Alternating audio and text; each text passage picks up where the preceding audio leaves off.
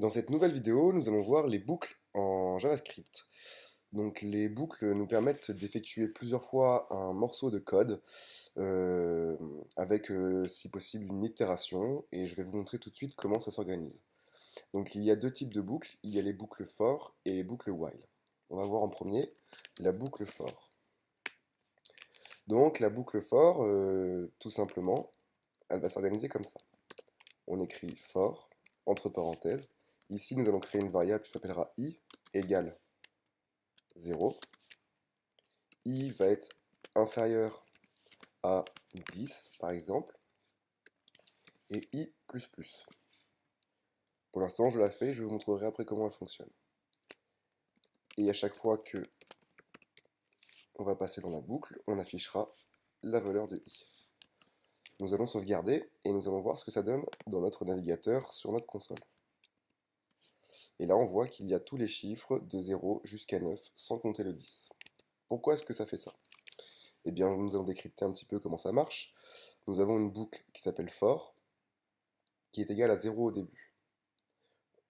Et en fait, la boucle va dire que tant que i est inférieur à 10, on va ajouter 1 à i. En fait, on va faire i++, c'est-à-dire i plus 1, i plus 1, i plus 1 à chaque fois. Et dans notre console, on va afficher la valeur de i. Étant donné que on veut que ça soit strictement inférieur à 10, les valeurs vont aller de 1 jusqu'à 9. De 0 jusqu'à 9, excusez-moi. Ce qui fait que ça nous donne ce résultat avec tous les chiffres de 0 jusqu'à 9. On pourrait faire ça par exemple aussi avec un tableau. Imaginons que l'on souhaite créer une variable qui s'appellerait tableau, qui serait égale à, je sais pas, à des noms.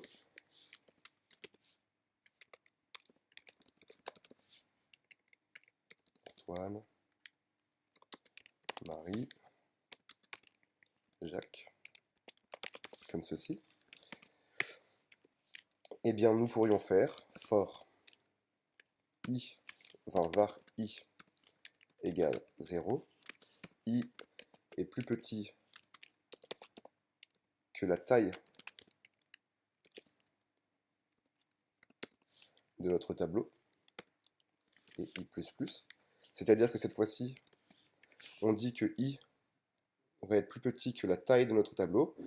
Tableau.length, en fait, ça permet de connaître la taille du tableau, donc c'est-à-dire que là, il va être de 0, 1, 2, 3.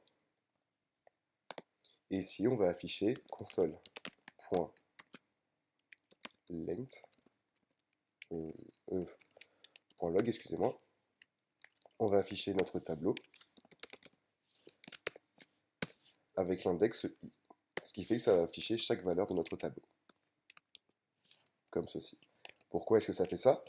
Eh bien parce que, excusez-moi, parce que tableau.length nous ressort donc un chiffre. Si je faisais ici un console log de tableau.length, il me sort 4. C'est la taille de notre tableau. Donc forcément, ici on lui dit tableau, donc notre tableau, avec ici l'index pour connaître chaque index des éléments du tableau, sauf que l'index c'est i, et bien à chaque fois qu'il va trouver, à chaque fois que i va être inférieur, il va nous sortir à chaque fois donc chaque élément du tableau, comme ceci. Et donc voici comment marche une boucle for. La boucle for peut être très très utile. Il y a également la boucle while. Donc la boucle while fonctionne à peu près pareil. Imaginons que l'on crée une variable qui s'appelle i égale 0. On va mettre while i est plus petit que 10. Alors on va incrémenter i et on fera un console.log de i. On va sauvegarder et voilà, on a bien nos valeurs de 1 jusqu'à 10. En fait, while, on peut le traduire par tant que. Donc là, il nous explique que tant que i est plus petit que 10, on va incrémenter i, donc i plus 1, i plus 1, i plus 1, et à chaque fois, on va l'afficher dans la console. Donc voici comment fonctionnent les boucles en JavaScript. Donc les boucles peuvent être extrêmement intéressantes dans le sens où des fois, par exemple, imaginons sur un blog, nous avons besoin d'afficher à chaque fois qu'il y a un article, et bien cette boucle pourra le faire à notre place en disant à chaque fois qu'il y aura un article, tu vas nous afficher ces valeurs-là. Ça permet de réexécuter un bout de code tant que une condition est vraie. Dans la prochaine vidéo, nous allons voir comment fonctionnent donc les fonctions, et vous verrez que ces outils sont très très importants.